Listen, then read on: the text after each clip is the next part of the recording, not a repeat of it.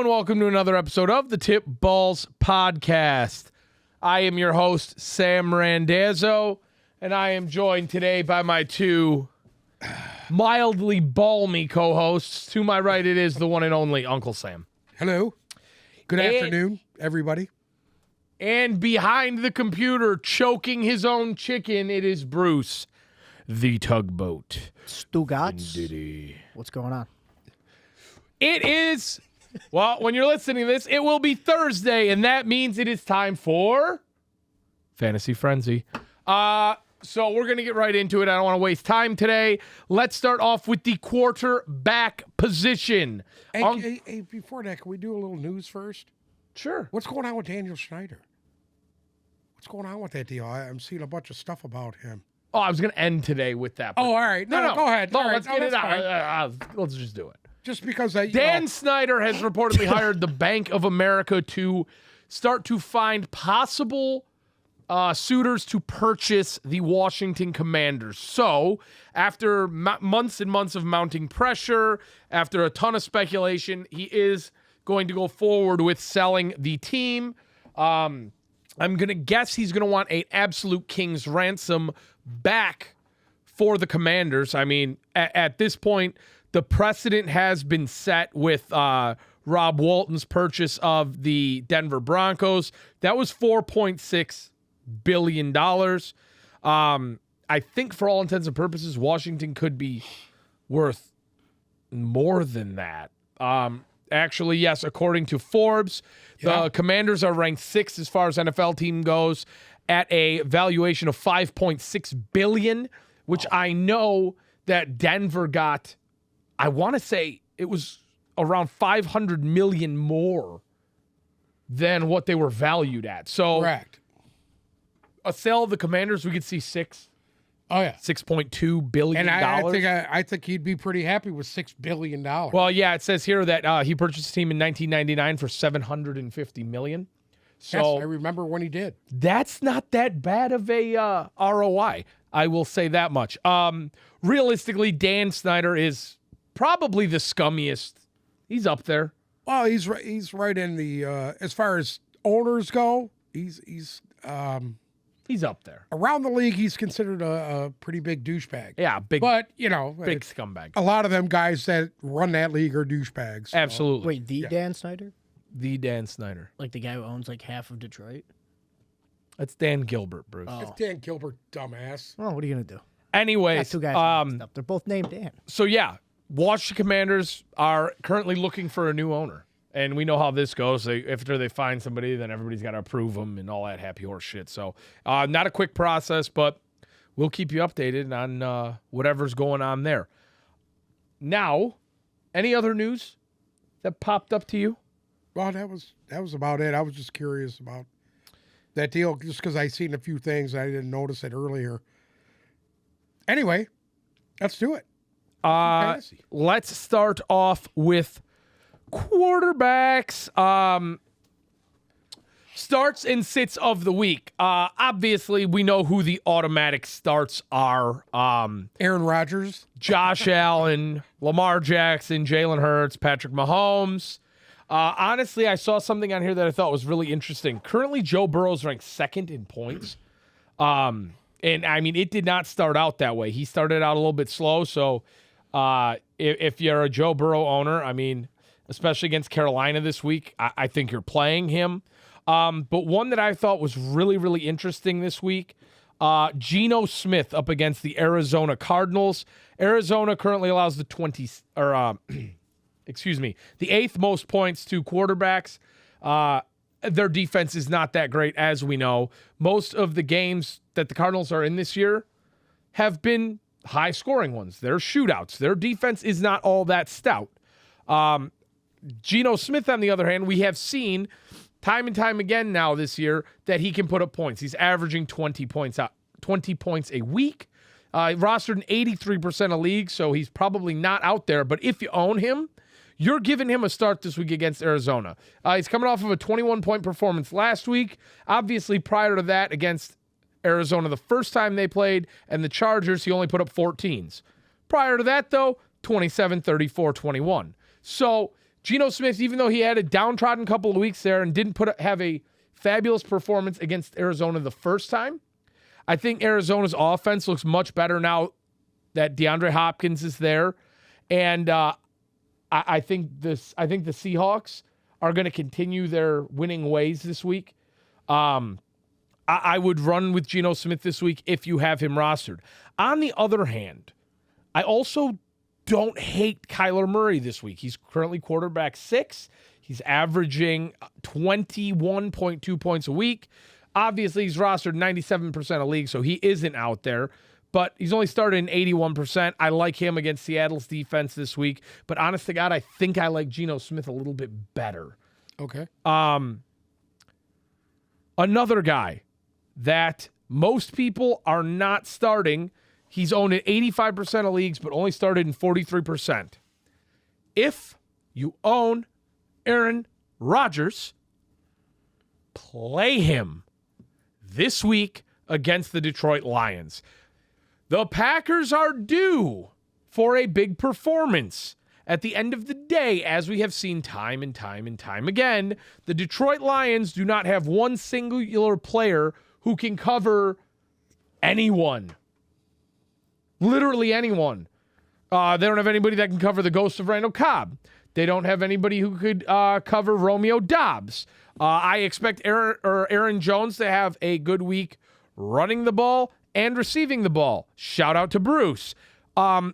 We know everything we need to know about Detroit's defense.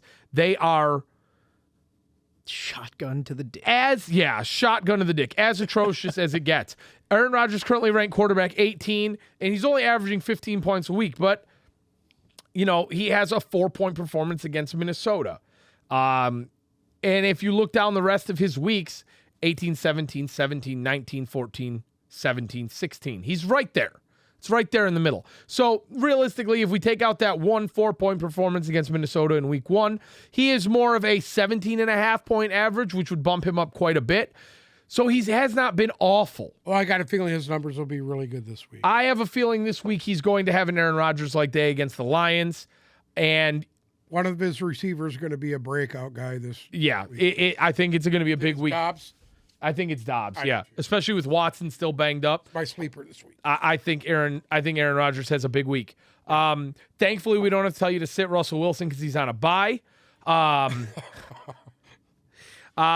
will say this, though. Another guy I absolutely love this week, Trevor Lawrence, quarterback for the Jacksonville Jaguars. You disappointed the shit out of me last week. Here's the thing. They're playing Vegas this week. Vegas is in. We know how fucking awful the Las Vegas Raiders are in pretty much all aspects of the game at the moment.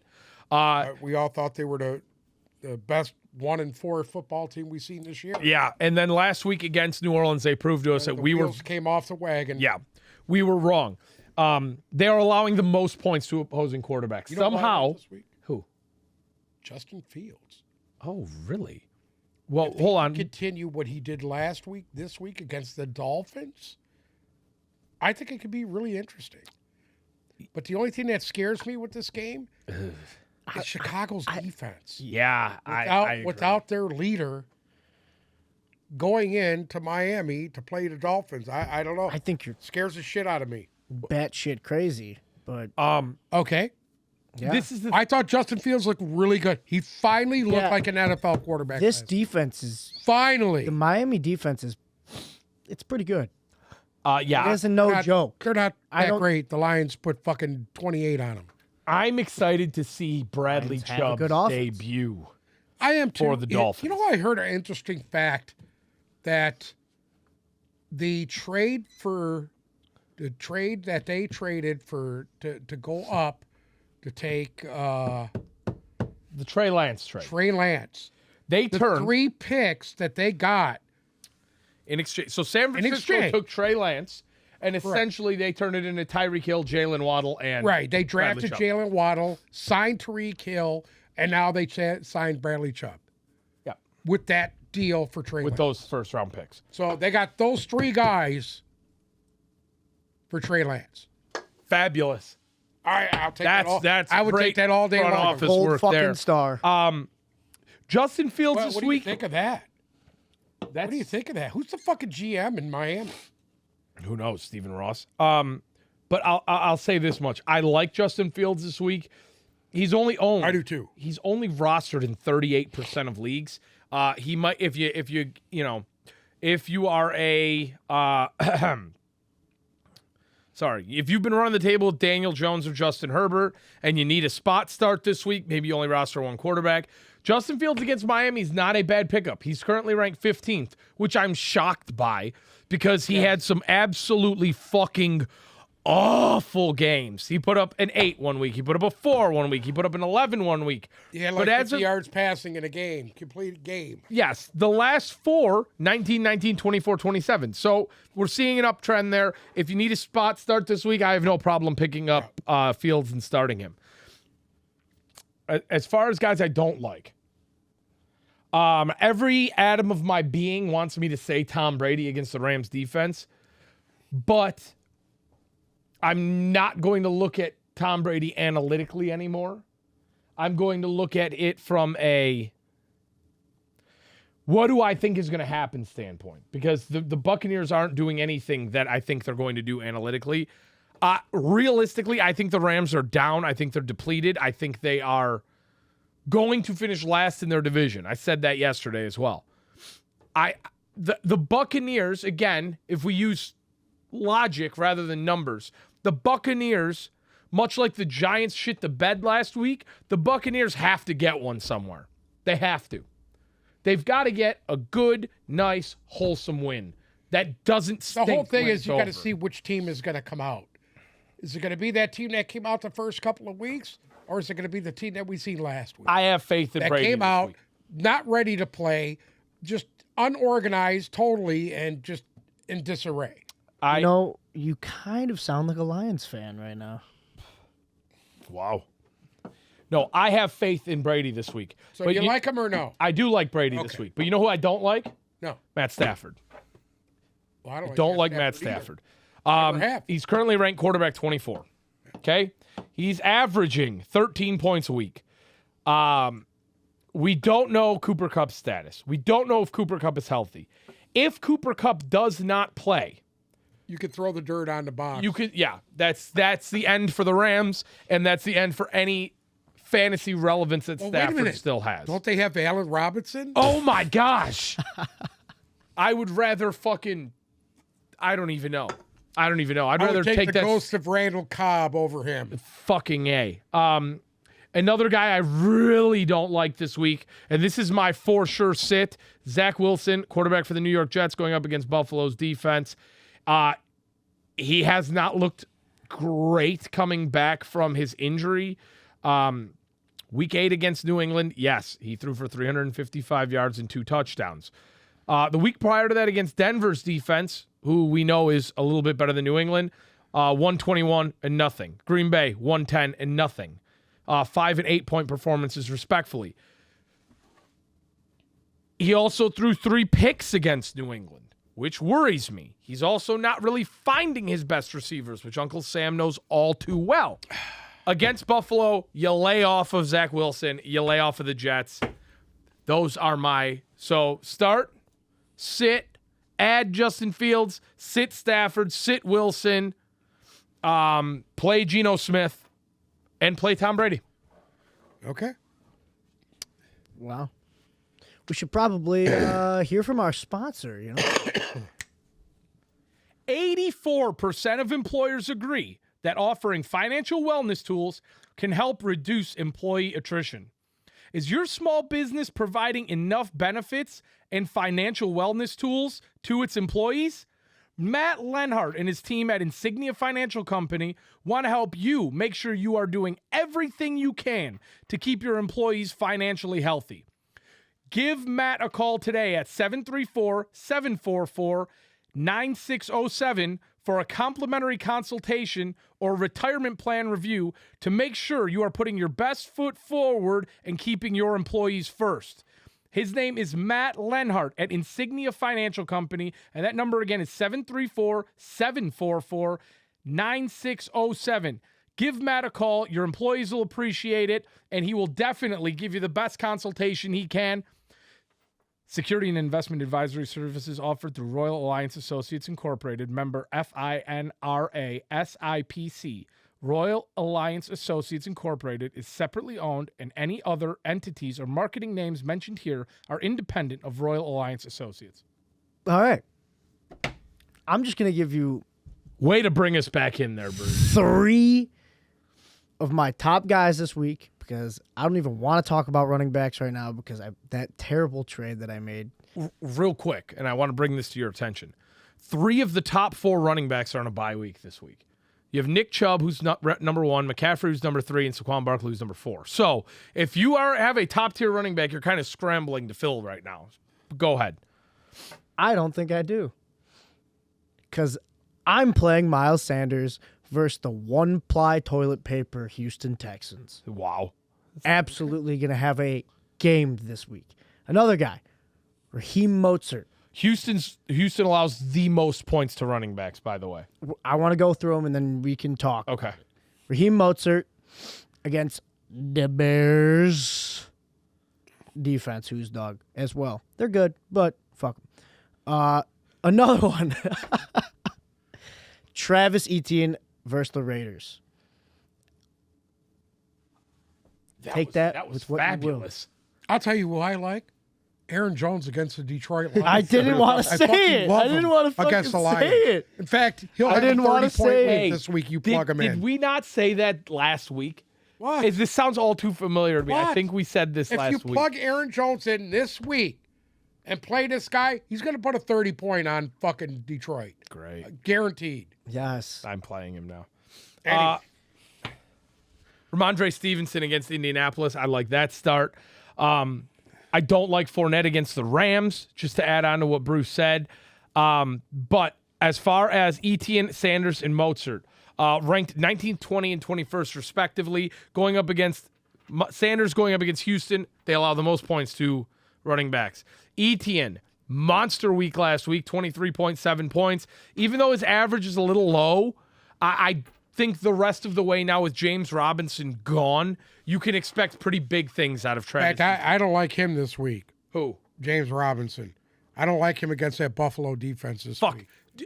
Don't I haven't play got to any the Jets this sits week. yet. Don't play any Jets I haven't this even week. gotten to the sit. Mostert against Chicago.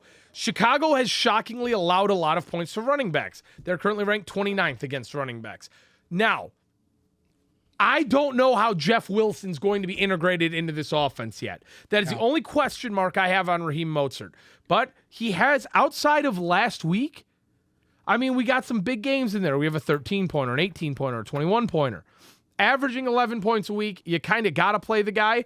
I was kind of weary about against Chicago, Okay.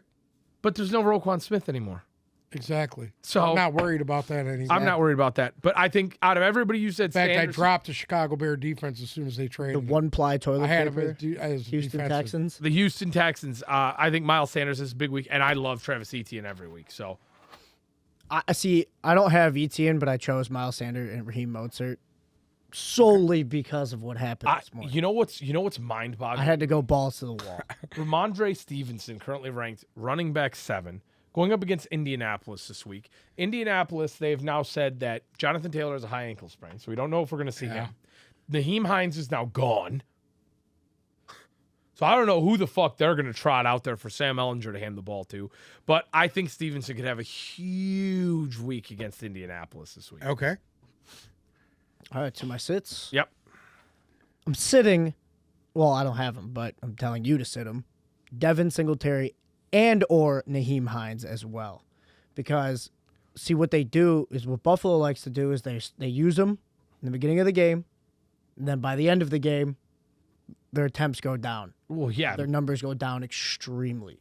Problem is, by the second half of the game, And you Josh don't know, Allen. but you also don't know who's going to be the scorer. You know what I mean? Well, correct. Who's going to be scoring the touchdowns? 'Cause Right. They both have that role. Naheem Hines is going to have a bigger role with Buffalo than he did with Indianapolis.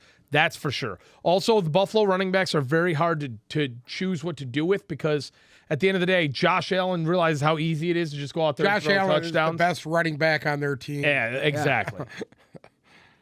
Also, Leonard Fournette Not playing him against the Rams.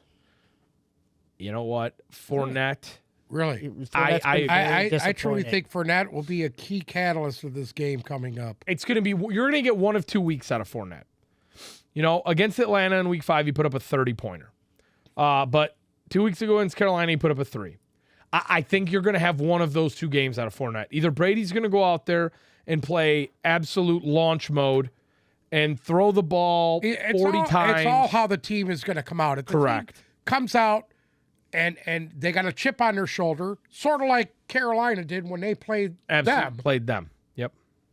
They Yeah. didn't come out with the same intensity that Carolina had. Carolina, that was their Super Bowl. That was it. That Yep. was their fucking Super Bowl, bud. It was. Just to add on to what you said. Oh, do you have another sit or no? I'm weary about Josh Jacobs. I am weary about Josh. You took the words out of my mouth. I'm weary about Josh Jacobs They this couldn't week do anything last week. Yeah. I'm No. worried about them, period. against Jacksonville's D.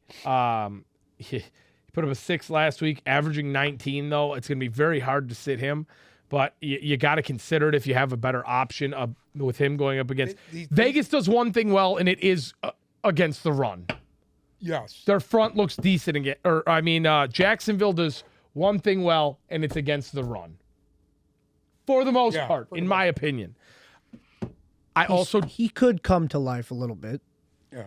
I but you despise Antonio Gibson against Minnesota this week. Okay. He's put up 45 points in the last 2 weeks. He's reemerged. Minnesota does not allow points to running backs. They are currently ranked 4th. And Antonio Gibson has been so wishy-washy this year. I'm not a huge fan of him going up against Minnesota, and I think Minnesota is going to dominate that game. So that one makes me want to vomit in my mouth a little bit. Do you got ads for us or no? I do not. Jeff Wilson Jr. would be my ad. Again, we don't know what he is going to be in that Miami offense. He's currently only owned in 46% of leagues. He is out there for half of you. I like him. I've always been a Jeff Wilson guy. I think he fits the Miami offense more. I think now that we can see him away from Jimmy Garoppolo, away from the shit that they do with Deebo Samuel, all of that, he might be the perfect complement to go with Raheem Mostert and put up some good points. I think they're going to have close to a 50-50 share there. I think it's going to be he's going to get many, many, many more carries than he did in San Francisco. I like to hit him as a pickup. And there's another guy that I like. And he's been disappointing me all year, but I think we're finally going to see it. He's averaging 10 points a week. He was on a bye last week, so we have no numbers on points. He's currently ranked running back 32, Isaac Pacheco of the Kansas City Chiefs. If you look at what Clyde Edwards-Helaire is doing, started out the year very strong, 20, 13, 12, 21. The last 3 weeks, 5, 3, and 9. And the only reason he got 9 was because he scored a touchdown against San Francisco. Because otherwise it would have been another 3. Kansas City running backs are extremely hard to decide what to do with, simply for the fact that they utilize Jerick McKinnon. They obviously utilize Clyde Edwards-Helaire. I think Pacheco is going to come on here. Now that we're in the end of the year, I actually said week 8 he would be the guy.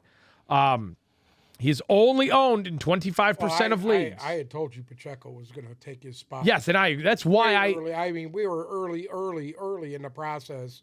I remember right after the draft, and I told you that Pacheco kid was going to take Edwards-Helaire's job. Correct. He got his first start last week against San Francisco. He put up a 17. I like Pacheco going forward. Again, only owned in 25% of leagues. He is out there for 75% of us. If he is, I think you add him, you stash him. Again, he put up 17 against Frisco last week. That's nothing to shake a stick at. Absolutely. And they play Tennessee this week. They're gonna have to run the ball, they're gonna have to run the ball this week. No questions asked. I would hammer Isaac Pacheco if you can get him.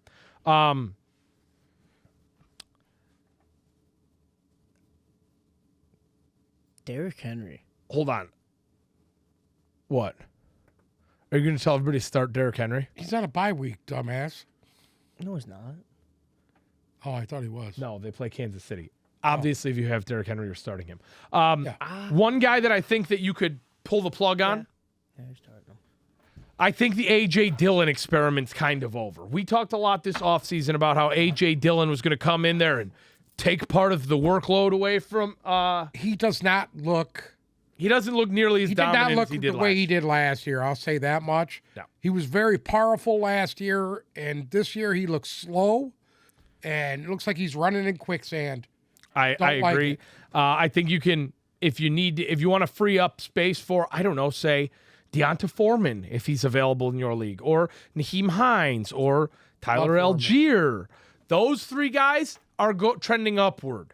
A guy like A.J. Dillon from draft time is trending downward. If you'd like to make the room, you can go ahead and do it there. Okay. Tell me about the receivers. Well, there's a couple of guys I like this week. I love Tyler Boyd against the Carolina Panthers secondary this week. As you know, Jamar Chase is out. I don't know how long he's going to be out for, but I just feel that Boyd had a good week last week, and I really see him trending upward this week. I really do. I know that they looked bad playing the Cleveland Browns, but I got a feeling they'll get it together, and this kid could have a breakout game this week, I think. I really like him against Carolina. So as I was saying, Tyler Boyd against the Carolina Panthers secondary, they're allowing 36 fantasy points a week to receivers. Yes, and you don't have Jamar Chase there to No Jamar Chase. take that away. Take it. Him and T. Higgins, and I figure they will roll their coverage more toward T. Higgins than him. This guy could be running all afternoon out by himself. You want to know something? Tyler Boyd's having a better year than T. Higgins is. And nobody thought that was going to be the case. I've always thought that for some reason Tyler Boyd was the slept-on one in this offense. Here's the long and the short of it. With Jamar Chase out, Cincinnati's offense looks very, very, very different than it did with him. True. We I know think this. you know what? That was a divisional game last week. I don't think it's going to First be game that without bad. Jamar Chase, and I think they had some. They turned it up in the second half, and they did some scoring there late to keep it from totally looking horrible. Correct. But I think they'll get it together this week, and you'll see a different Cincinnati Bengal team out there. You know, Tyler Boyd is only starting in 49% of leagues. Yeah. I mean, he's currently wide receiver 14. With Jamar Chase out, T. Higgins already has his role in that offense. Correct. Period.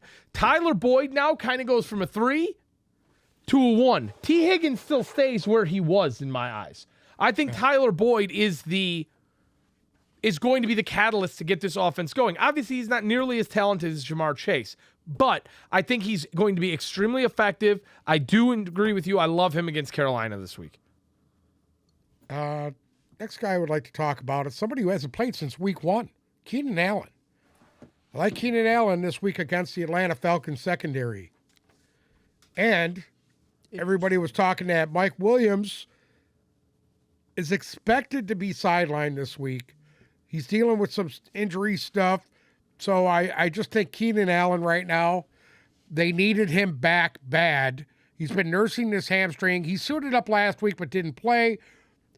I think you want to play him this week, especially against Atlanta secondary. Atlanta allows the most points to Correct. And I think he will absolutely come in and put a monster game up, I think so. especially if he's healthy. I think so too. I also will say this much.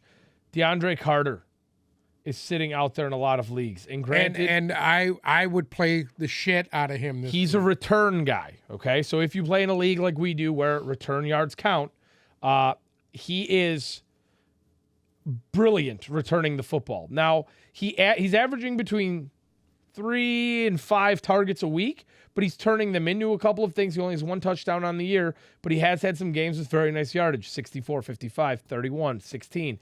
If you have a flex spot open and You count return yards. DeAndre Carter is a guy to have. He's wide receiver 32 in our league that counts return yards. I like him. Keenan Allen, you've got to respect the guy.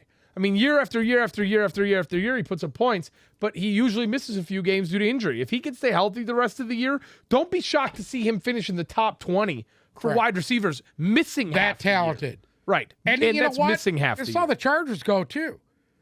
Now you don't have Mike Williams. Right. You didn't have Keenan Allen for how many weeks now? Since week 1. Yes, 8 weeks. Okay, 8 weeks. No Keenan Allen. And you know what? They haven't done too well in that 8-week span. No, They they've pulled out a couple of Looked rough. overtime wins, got lucky, and I think they really need him back bad. You want to know what sucks? Yeah, You can't tell everybody to start Amari Cooper this week. I love Amari Cooper. I know, but unfortunately, I it's know. on a bye, so you're going to have to Well, think it's okay outside the because box. you know why? I got the next guy for you. I love Chris Olave this week against the Baltimore Ravens defense. Why are you fucking laughing? Why are you making noise? I love Chris Olave this week. I love Chris Olave every week because guess what? These rookie guys, we've been looking for the next good receiver, great receiver. Chris Olave could be the guy. Am I wrong on that or no? Huh? I'm Chris Olave just became Amari Cooper really fast. I don't love Really? that. I mean, he had a slow week last week. He only caught 5 balls for 52 yards. But other than that, he's been averaging double digits every week. I know. Yeah, I know. I You love want to this know why kid. I don't love that though? I don't really know if it's Andy Dalton, it's the Saints, it's inconsistency, it's you don't know what you're going to get. But Andy Dalton is targeting Olave, and I love that. That's he gets true. a lot of targets. And you know what? I'll take that guy who gets 7, 8, 9 targets a game. Yeah. I'll take that guy every week. That consistency, I'll do that. And that's what Chris Olave is, consistent. Play him. Play him against that Ravens secondary. Right on. All right. Who don't you like? There's one guy I don't like, and I've already mentioned his name. Allen Robinson against the Tampa Bay Buccaneers. Don't talk about I Allen fucking Robinson. can't stand him against the Tampa Bay. Allen Robinson's not relevant though. That's the thing. Allen Robinson's not. He's my lead sit this week. No, Sit he's- no. Allen Robinson. No. For some reason, Allen Robinson is still owned in 45% of, or hold on. Excuse me. Why? He's still owned in 62% of leagues. Drop him! Yeah. You got to do better than that. Do better. Do better. Find somebody worse than that. All right. Here's the guy I'm afraid of this week, and it scares the shit out of me. Garrett Wilson against the Buffalo Bills defense. Yes. Scares me. Fuck. I love Garrett Wilson. I think him and Chris Olave are two of the top young receivers coming out that came out this year. But I am very nervous about playing him against that Buffalo secondary this week. So then Zach Wilson is a fucking shit show. The Jets right now are, God, you know what the Jets are right now? Without Brees Hall, they are not the same team. The Jets right now are just literally have 1 foot off the edge of the mountain. Like they're right there. Somehow they're dangling and they're just hanging there. And at some point, the back foot's going to slip and you're going to come fucking down. And I think we're right there. This could be the week if they, depending on how bad, they're going to lose to the Bills. It just depends on how badly they're going to get mutilated by the Bills. We'll decide how quick that tailspin is going to be. If James Robinson is able to get any kind of push this week, it could be a different ball game. Please. I'm just saying, if they're able to run the ball, it will help these receivers out immensely. Listen to me. Yeah, yes, you're Yes. right. Brees Hall is gone. Correct. They have no faith in Michael Carter. James Robinson is officially living on borrowed time. Okay. The only reason he was still relevant was because he was on Jacksonville, and Jacksonville was so putrid that he was relevant. It's awful. Like, realistically, you know what's going to happen. Yeah. Once after this season, Brees Hall will be healthy. Michael Carter is the number 2. James Robinson's going to get cut. They only traded him to fucking bash his head in. Well, Breece Hall is out. And then everybody will be sitting there all offseason talking about where James Robinson's going to go. And some poor bastard of a team will pick him up when their running back goes down in training camp, and he will rush the ball 11 times a week for 42 yards. That's it. Okay. Well said. Well said. Yeah. All right, where are we at? Tight ends? Well, we got to talk. Do you have any ads? Because I have one that's Go ahead. absolutely jumping off the page Go ahead. right now. There's one guy that it's just chilling out here that I actually am a big fan of, kind of. Mac Hollins, the wide receiver for the Las Vegas Raiders. Now, he had one monster week 3 against Tennessee. He put up 26 points. But there have been moments where he's looked decent. Against Arizona, he put up a 10. They played Arizona. I'm sorry, they don't play Arizona this week. Against Houston 2 weeks ago, he put up an 11. Against New Orleans last week, he put up a 10. He has 2 touchdowns on the year. He got one against Houston, but he put up 65 yards last week. And he caught 7 of his 8 targets. I will say this, with as much disarray as going on in Las Vegas as there is, and with us not knowing which way Devontae Adams is going, and we don't even know if Hunter Renfrow is alive. I think he's still suffering from that concussion that Isaiah Simmons gave to him 3 weeks ago. He's only owned in 8% of leagues. If you have a deeper league, or you have a 2 flex league, or you just want a little bit of wide receiver depth, or some guy with a little bit of upside to throw on your bench, Mac Hollins is that guy. I mean, right now he's averaging 9.5 points a week. He's a big target, end zone target. Absolutely. And I mean, his target share is going up week by week. 8 targets last week on a team with Devontae Adams, Hunter Renfrow, and Josh Jacobs is nothing to ignore, I would say. Yes. I like him as an ad. Another guy that I like as a ad, I mean, he's owned in 72% of leagues. But if he's out there for you, I think Chase Claypool's role is going to be a little bit improved now. I like him much better with the Bears than I did with Pittsburgh. Point blank. The only thing is, with these receivers switching teams, are they going to be able to get to the system quick? Are they going to learn the playbook quick? This is the thing. That's the thing. Not everybody is the scholar student that McCaffrey is, being from Stanford and can learn a playbook in a 3-hour trip on a plane. I don't think that. I don't think the Bears playbook is going to be all that complex. Draw it in the dirt? Yeah. I like him. I like Claypool there. I think now you have a little bit of an established 1, 2, 3 punch. Okay. I think you have Mooney, you have Claypool, you have St. Brown. Those 3 are going to be your 3 guys. But now Justin Fields is playing very well the last couple of weeks. You add another guy in there who we know is serviceable. They needed another like weapon for this kid. One guy that you can drop, and God, am I happy to say it. It makes me so fucking happy to say it. Corey Davis, injured, knee, out last week, didn't practice. He had 1 target against Denver for 0 points. Before that, he had a 6. Before that, he had a 4. Before that, he came from the dead and had a 16.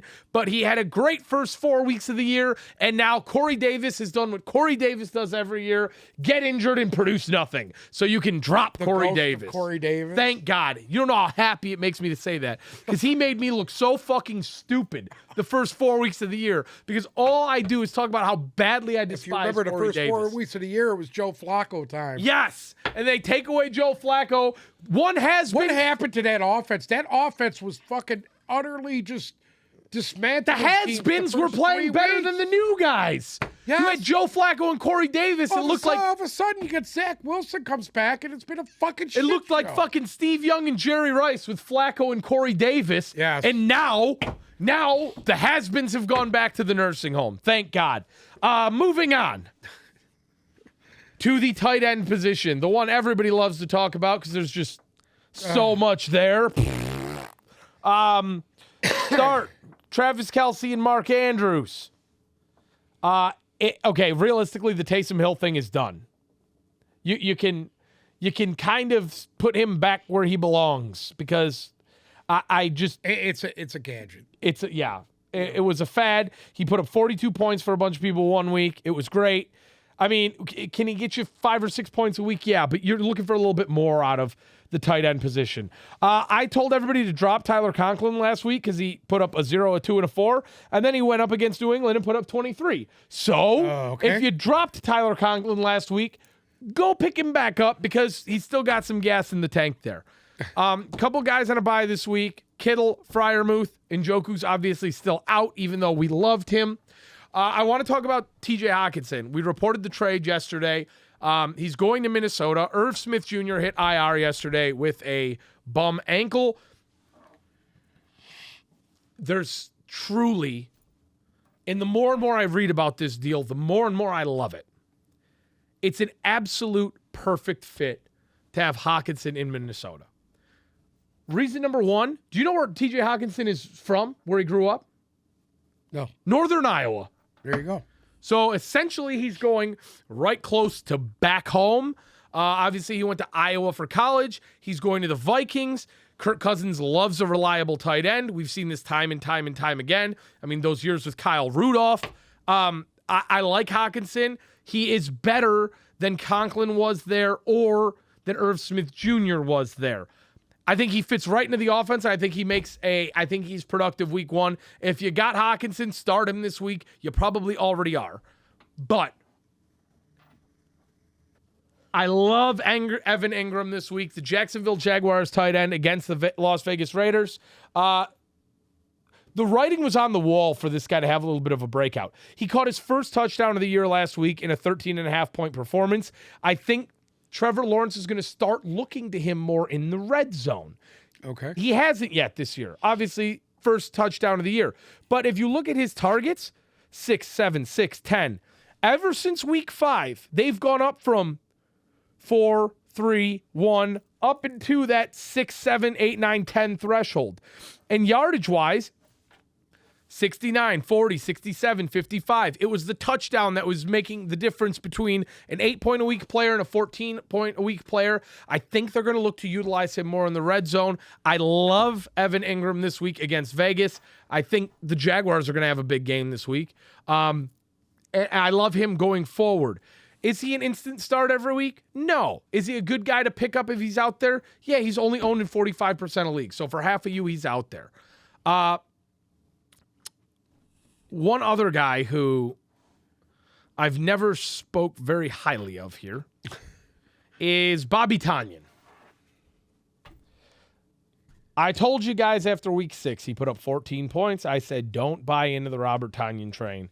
I'll say this much. If he's going to have a week, if you have Robert Tonyan rostered, if you wanted to play Robert Tonyan once this year, this is the week to do that.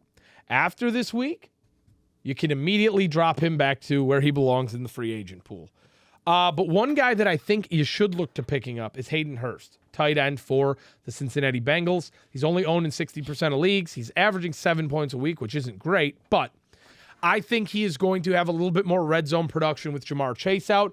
There's not going to be as many 60-yard touchdowns flying down the field to Jamar Chase from Joe Burrow while he's gone. They're going to have to learn to play a red zone offense rather than just big plays. I think Hayden Hurst will be part of that. Look for him to get a little bit more production, a little bit more target share. I like the addition of Hayden Hurst. He's out there for half of you. One guy who's really fallen from glory is Tyler Higbee. Let's be real. The Los Angeles Rams offense is the football equivalent of erectile dysfunction right now. And unfortunately, Tyler Higbee has felt the blunt of that. He has had 3 receptions in the last 2 weeks after having 17 the 2 weeks before. Unless you see Stafford make a turnaround, you got to keep Higbee on the bench. He was off to a good start, but you got to keep him on the bench. One last guy that I want to talk about here. Sorry. It says here Corey Davis is questionable. Huh? It says here Corey Davis is questionable. just get rid of him. I don't care what he is. Get rid of him. One guy that I think whose production will peak a little bit, there's a lot of hype going to this guy in the draft, was Cole Kmet of the Chicago Bears. I'm not going to lie to you. The Chicago Bears, I talked a whole lot of shit about them on this show. I think you're going to see an uptick in production even more. I think at the end of the year, you're going to see a close to 500 Bears team, and you're going to be like, how the fuck did this happen? But I think Cole Kmet could see a lot more production going forward if the Bears continue doing what they've been doing. Rostered in 28% of leagues. If you need a tight end, if you got an injury, if you want to throw somebody in on a bye week, I think Cole Kmet might see an uptick in production going forward, especially going forward. Miami, Detroit, Atlanta, the Jets. Those are offensive production numbers for me. Those are weeks where you're going to have offensive production. I like Cole Kmet going forward. Well, let's go to the Tipped Fans League where we do team defense, and let's talk about this now. Realistically, there's a couple defenses who have set themselves apart from everybody else. The Dallas Cowboys have 16 more points than any other team defense out there. So they are on a bye week this week. How many they got total points? 99 so far. So far. So they're averaging 12 and a half points a week. They are number one. So they're on a bye. The 49ers and Broncos are tied for fourth with 75 points. They are both on a bye. So you may ask, who do we play with our top defenses on a bye? The number 2 ranked defense, the Philadelphia Eagles. Well, outside of the Philadelphia Eagles, because you just can't play the Eagles all the time. Not everybody's going to have the Eagles. For some reason, I like the Baltimore Ravens defense this week. Don't like their secondary, but I like them against the run now that they got an actual run stopper in there. The Ravens defense currently ranked 9, averaging 8.5 points a week. I don't mind that. I truly believe that Roquan Smith will bring something to the table there that they haven't had since Ray Lewis retired. Against New Orleans this week. New Orleans has embarrassed a few teams this year, so I don't know. New Orleans scares the shit out of me. They're sleepy. Yes. Because Sleepy, Andy sneaky. Dalton, when it looks like Andy Dalton is horrible and he throws 3 picks, the next thing you know, he throws 3 touchdowns and beats you. Yeah. You know who I do like this week? And they're only owned in 10% of leagues. The Seahawks defense is currently ranked 8th. Yes. And they average 8.5 points a week. Same as the Ravens. Yep. A point and a half behind the Bills. And they're only owned in 10% of leagues. Wow. If they're out there for you, go grab them. The Seahawks are this year's what the fuck. They truly are, because you didn't expect this on either agree, side of the ball. We all picked them to be at the cellar. Correct. 32. I had them 32 of 32. Yep. The Buccaneers have had 3 pretty piss poor weeks in a row. 4-1-0 against the Rams this week. You know, I don't like their defense against the Rams. I don't like their just defense don't. against the Rams I don't, either. Because you want to know why? They've shown something in the last 2 weeks. They've been exploited against the run. Yep. And that was the strength of that team. Agree. Was you were unable to run the football on them. And they've been getting gashed the last 2 weeks. Another defense I do not like this week is the Titans, currently ranked 12th, averaging 8 points a week against the Kansas City Chiefs. I don't like any defense against the Kansas City Chiefs.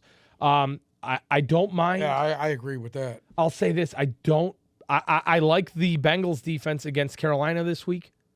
Okay. I think you could see some decent production there. I think Cincinnati's going to have a bounce back week. They have to. And I love the Patriots D against Indy. Obviously, if you have the Patriots D, you're most likely playing them. I will say this about Carolina: if they continue running the football the way they've been running, they're going to be a team that you better watch out for them, because they could upset you. Ask Tom Brady. If they come out with that intensity, tell you, they could do some damage.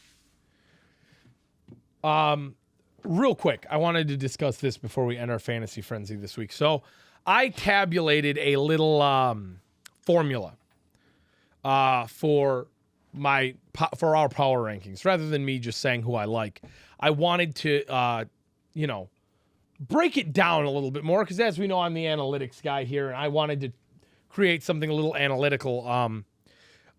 we're going to post this on our Instagram, and I'd like to get some feedback from you guys. There was one big outlier here, and I'm going to spoil it for you guys. But with my algorithm, my formula, it gave me that New England was the 6th best team in football right now. The 6th best team. This is the guy who's talked trash about him since week 1. Listen, I don't know how much merit I hold in this yet. I guess your we'll see after this year. Algorithm smoking a shit ton of peyote. Well, I mean, for Did example, you wake up and smoke? here's how weed but pen? here's how you know the algorithm isn't awful. Buffalo 1, Philly 2, Kansas City 3. Can anybody argue with that? No. Okay. Here's the bottom 3. Pittsburgh, Houston, Detroit. Can anybody argue that? No. Okay. So there are a couple outliers there, but I'd love to see if we take right now, and I'm going to continue to add it up week by week, but I'd like to see where teams end up at the end of the year based off of this formula. So we're going to post it on our Instagram. My whole formula will be on there and where all of the teams rank. So look forward to that. Anything before we end? Ravioli, ravioli, give me the formioli. Thank you guys so much for listening to another episode of Fantasy Frenzy from the Tip Balls podcast. Make sure to follow us on Instagram to see my updated power rankings at Tip Balls. We post all the NFL news and updates on Twitter. That is also at Tip Balls. Bruce doesn't do shit with our TikTok, so you probably shouldn't even follow us there, but it's at Tip Balls Podcast. If you're listening to us on Spotify or Apple, make sure to subscribe and watch us on YouTube. Thank you guys so much for listening. You will hear from us on Saturday.